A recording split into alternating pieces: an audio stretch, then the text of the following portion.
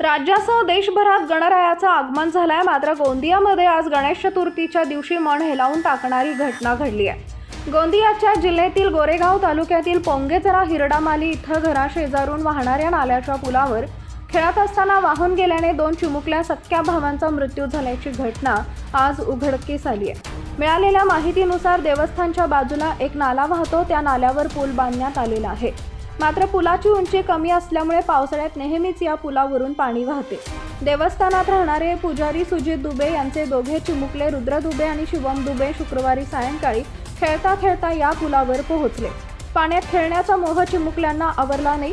यातच पुलाच्या मध्यभागी पाण्यात खेळता खेळता चिमुकल्यांचा पाय घसरल्याने दोघेही चिमुकले पाण्यात वाहून गेले। शुक्रवारी रात्री गोरेगाव पोलिसात या संदर्भात वडील सुजित दुबे यांनी मुलं बेपत्ता असल्याची तक्रार दाखल केली होती। बऱ्याच ठिकाणी शोधाशोध केल्यानंतर ही दोघे चिमुकले सापडले नाही।